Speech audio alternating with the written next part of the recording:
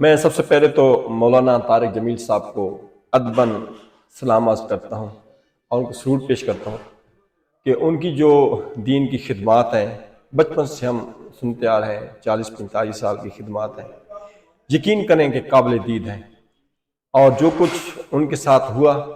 ان کے اپنوں نے کیا، تو سوشل میڈیا نے ان کے ساتھ،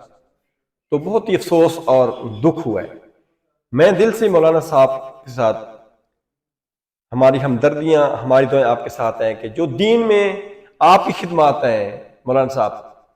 یقین کریں اللہ اور اللہ کے رسول آپ سے راضی ہیں۔ آفرین ہے مولانا صاحب آپ کو، آپ ہمت نہ ہاریں، آپ نے اللہ اور اللہ کے رسول کو جواب دینا ہے، اور آپ نے جو کچھ کیا ہے یقین کریں کہ دین کے عین مطابق کیا ہے۔ پریشان نہ ہو آپ اس چیز سے کہ لوگ کیا کہہ رہے ہیں۔ دیکھیں پیارے آقا صلی اللہ علیہ وآلہ وسلم کے ساتھ لوگوں نے وادی طیف میں کیا کیا، تو یہ عالم ہو کر ایک بہت بڑے ایک عہدے پہ فائز ہو کر، جو پورے دین اسلام کا سب سے بڑا جو ہے نا وہ مجمع گاہ ہے، بہت ہی زیادہ جو ہے نا ایک غلط میسج گیا ہے پوری دنیا کو اور جتنے بھی اسلام مخالف لوگ ہیں ان کے لیے۔ آپ اپنا جو ہے سلسلہ تبلیغ کا وہ جاری رکھیں۔ الحمدللہ